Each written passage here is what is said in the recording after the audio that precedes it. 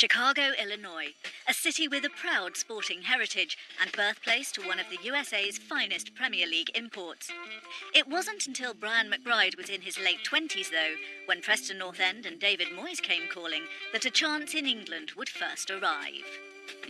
That came about out of the blue. Yeah, Moyesy contacted, somehow he got a hold of my brother, who was my agent. Quite honestly, I didn't know much about Preston. I didn't know much about David Moyes. He knew a lot more about me than I thought anyone did. And as a person and as a coach, I couldn't have been in a better situation moving somewhere on loan for my first time. After that short stint at Deepdale, a return to the Northwest and a reunion with Moyes would follow 2 years later at Everton. Tottenham Hotspur against Everton in the English Premier League. Brian McBride, the American international, goes in at the deep end after joining on loan from Columbus Crew. Needs must, really, with Rooney banned and Kevin Campbell still injured. I felt like I was there to help out. They had some injury crisis, so I sort of knew my role. I was coming off an off-season and hadn't played much. So that was the one thing that I really wanted to focus on, was making sure I was fit. They have taken the lead, and what a start for Brian McBride, the American international, who's only just arrived. An incredible story. Unfortunately, we lost the game, but when I scored against Casey, pretty funny moment. We talk about it quite a bit, because then on my debut for Fulham, I came on against Tottenham and scored against Casey. So I give him a little ribbon every once in a while. The whole experience for me was amazing. It was my first taste of playing in the Premier League. Everton fans were so supportive. You realize, wow, they get the whole process. That was my first taste of an extremely knowledgeable crowd. It was at Fulham, though, that McBride would really make his mark. Brought in by Chris Coleman in January 2004, the American replaced Louis Saha after the Frenchman's big money move to Manchester United. He said, listen, there's no way I'm going to bring you in and ask you to do the same thing that Louis Saha does. It really made me feel at ease, in the sense of making sure I do what I can do and help the team where I can, and not think about dribbling 2 or 3 players. And it is Pearce. It's a great save. It's in there now. Keller seemed to get hold of it initially, and it may well have been Brian McBride that got the final touch after Keller spilt it. I think he's a very good communicator. He can actually reach each player, and that's a strength. I mean, that is something that only really good managers can do. His man management was exceptional.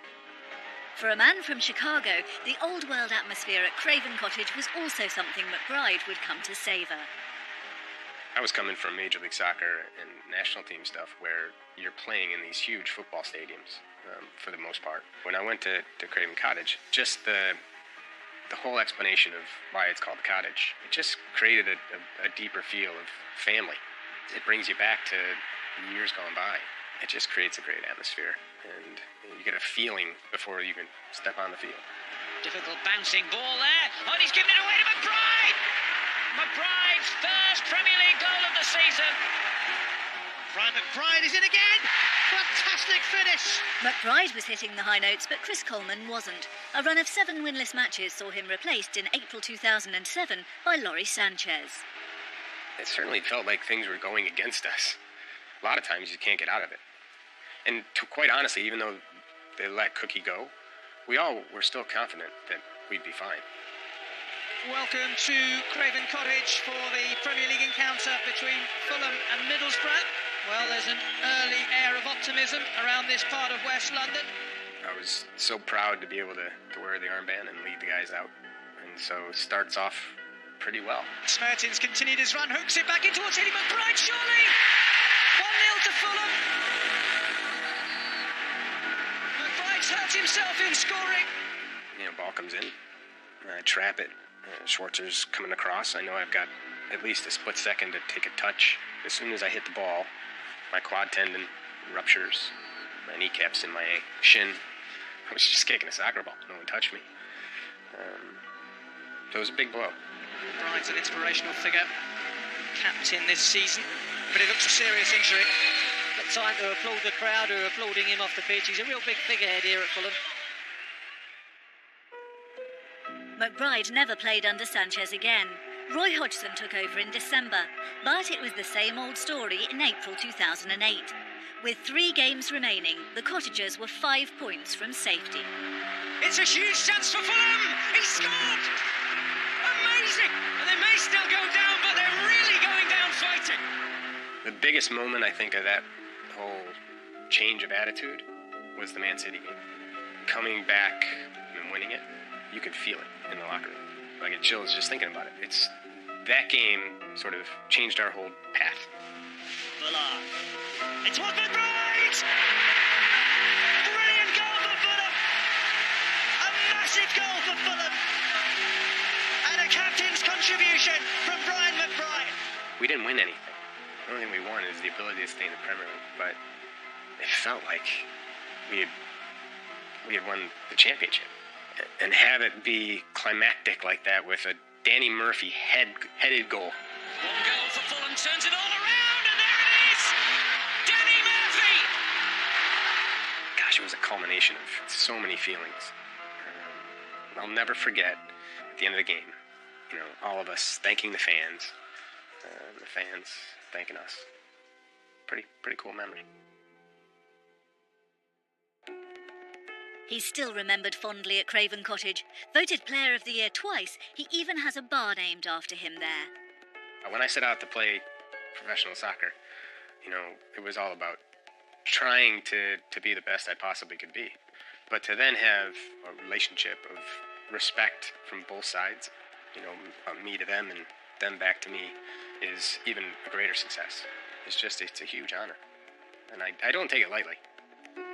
The lure of returning home to America, though, would eventually prove too great to resist. Both my wife and I grew up in this area, and we wanted our kids to have that same feeling. We started a company called Tapivo, it's a youth sports directory. We wanted to be able to provide a better understanding of what that club that you're putting your child at represents. So if we can educate a parent what that club is, I think it helps nurture that child's love of the sport. Was there a specific moment in your career when you were truly at your happiest? Wow, I don't think I've ever been asked that. First was during the 2002 World Cup, and I scored the 3rd goal against Portugal, and I knew exactly where my wife and daughter was, and so got to celebrate with them. That was pretty awesome. And then probably the happiest in my career was that period of the end of the 2.5 years, the 3rd year of Fulham. I couldn't have written it in a book as a kid and have it be that good.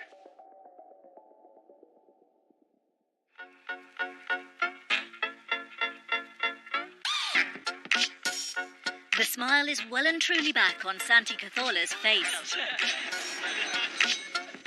How are you, Sven?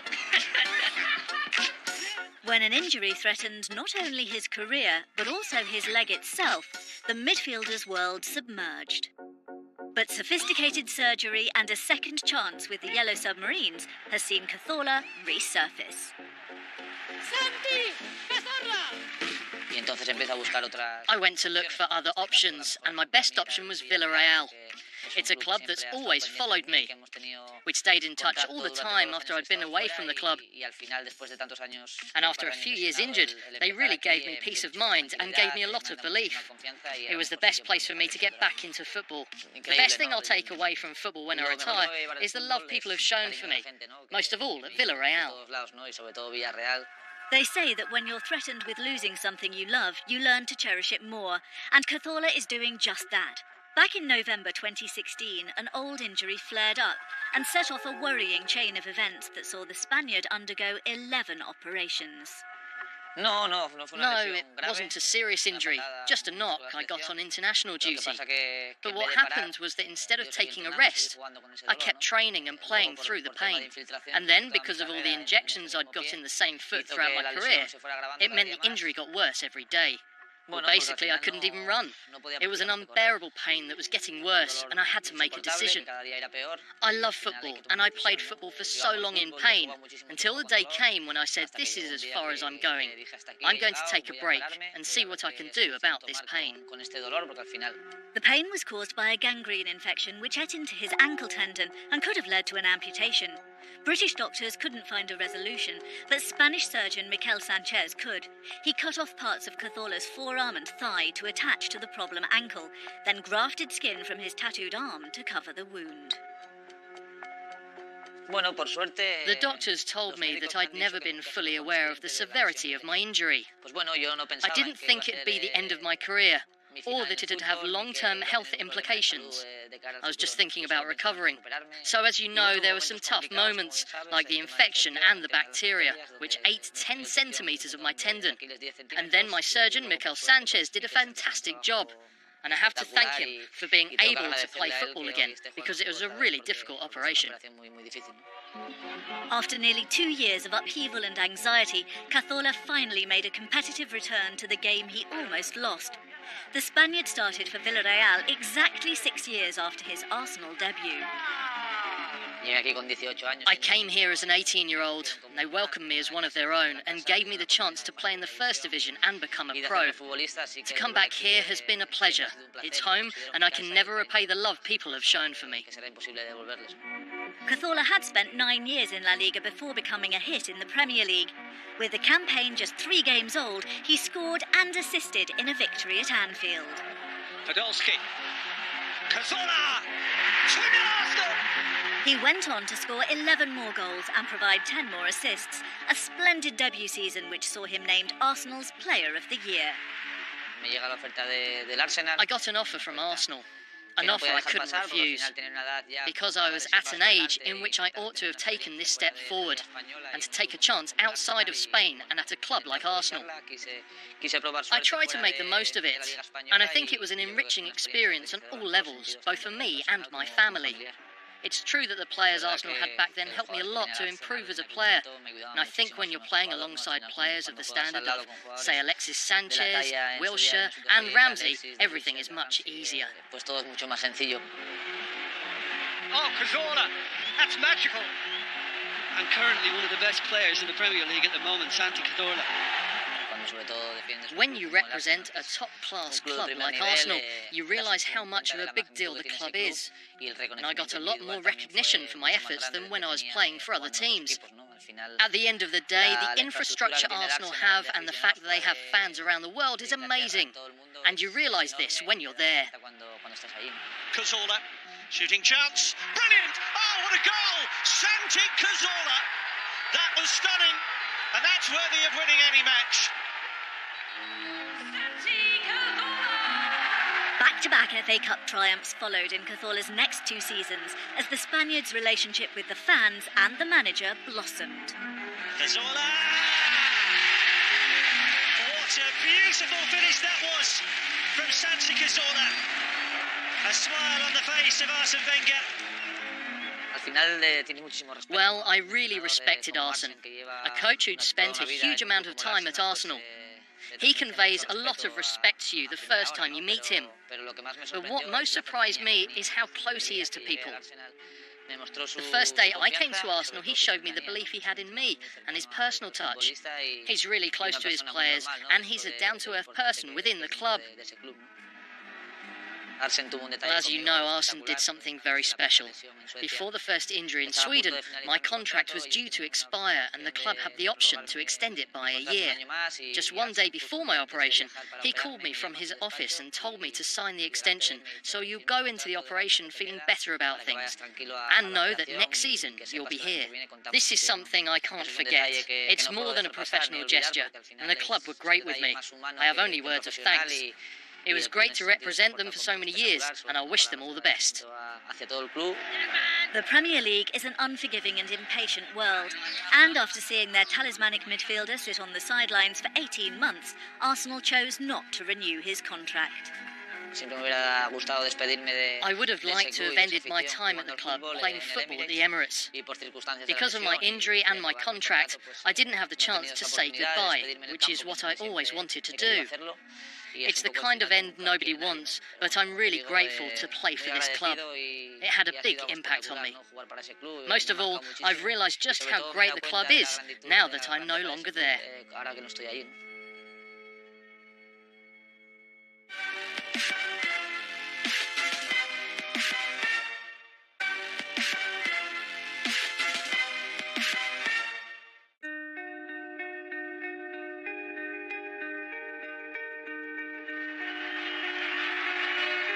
We played United at Old Trafford. We played a great game.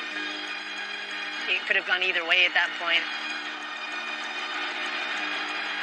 And I'll never forget the feeling, the impact of that tackle and how it felt after. Johnny Evans protected himself with 2 feet up, and he took a 3-match ban and a red card. I lost my career.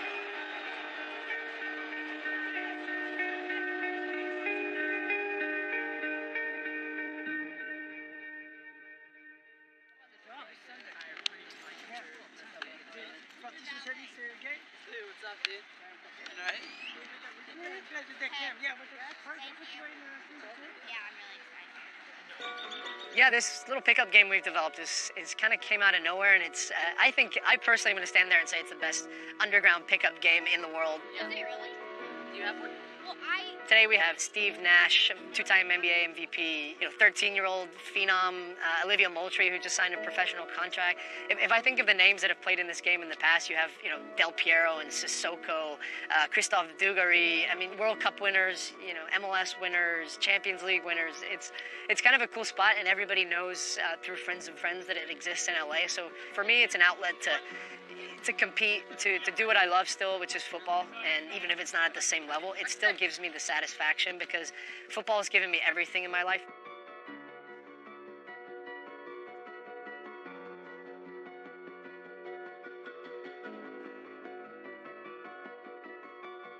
I was playing in a playoff game for the Houston Dynamo my last year of my contract. I get a call from my agent after who said, Owen Coyle's been watching in England and he wants to bring you over for trial. So I turned up in Burnley on the first week of January, and it was snowing everywhere, and I get to training and find out Owen Coyle had transferred to Bolton.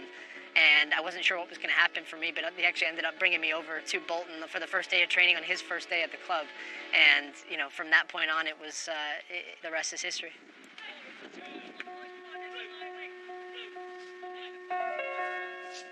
It was a little bit daunting for me for my first couple weeks in training to really find my voice, to find my confidence, to express myself.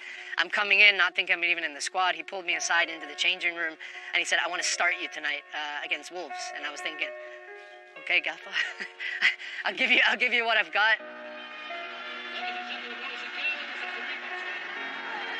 Holden to float it in, plenty of pace on it, and Hanneman's sufficiently worried. I was the man of the match, voted on by the Bolton fans, and it was just that was the emergence of my career in England.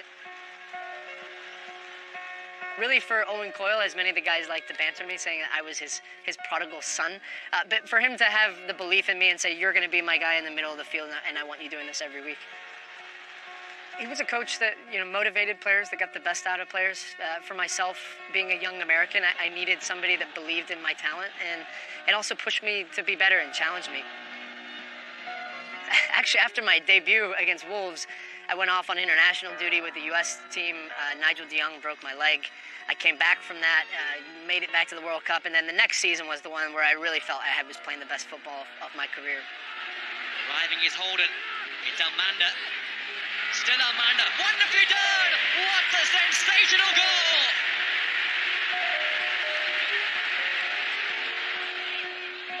It's Holden. It's fantastic! And Owen Coyle's team are flying. My favorite moment in the Premier League is a no-brainer, and I know every Bolton fan that's sitting here watching this will remember this moment, but it was against Blackburn. We were down a man. Mark Davis had been sent off. Fab Mwamba had scored. We're up 1-0. We're carrying this lead towards the end of the game. And then I remember Juve scored, and looking around the team at this moment and saying, okay, Kevin Davis, get the ball up to him. I'm going to run off him, and I'm going to score the winner here, is what I was thinking. So it gets played back to Sam Ricketts. I just take on a full sprint, 40 yards. Kevin Davis just flicks it onto me. I took it off the chest and just smashed it home. Oh, incredible! Just never write them off! That feeling after that ball went in the back of the net was the best feeling I've probably had in my life, other than my daughter and getting married. If I don't say that, my wife's going to get very mad at me. But I blacked out. I ran over to the corner celebrating. Matt Taylor's tackling me. Paul Robinson's jumping on me. It was just pure ecstasy, and I just stood there like, this is the best feeling ever.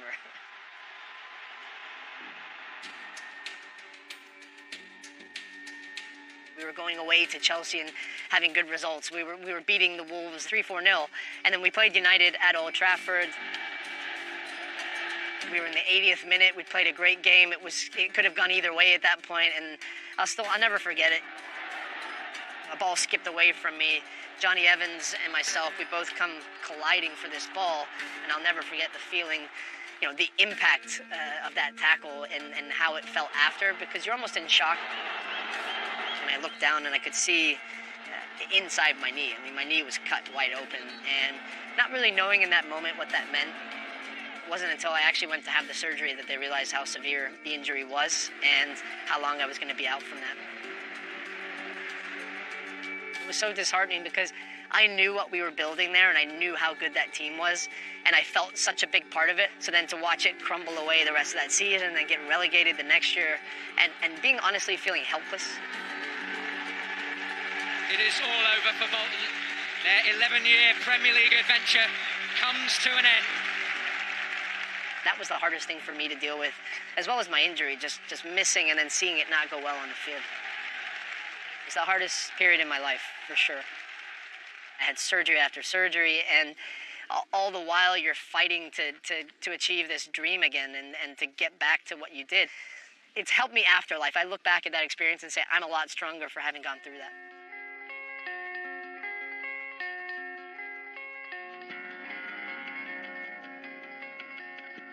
I decided to call it a day when I looked in the mirror one day and I said, you've given absolutely everything and some. It was just at the point where I said, I can't do this anymore. My body is legitimately telling you you're done. And I knew I could do it for a short period. I could do it for one game. I could do it for 2 games. I can still train. But I knew over the course of a season, I just wouldn't be able to be the player that I knew I was and I knew that I could be. It was the only decision I had to make because I knew that was the right call. A big part of why I ended up deciding to retire from football and going into the next career was knowing that I'd had an opportunity in media. I'd had a lot of interest to the point where I said, hey, this is a lot safer for me. I'm going to get through 90 minutes. I'm not going to get hurt. And also, I've always enjoyed being in front of a camera. I just knew that this was the career I wanted to have post-football. I was here in Los Angeles. I love life here. I just started a family. My daughter was born actually the day I announced my retirement officially.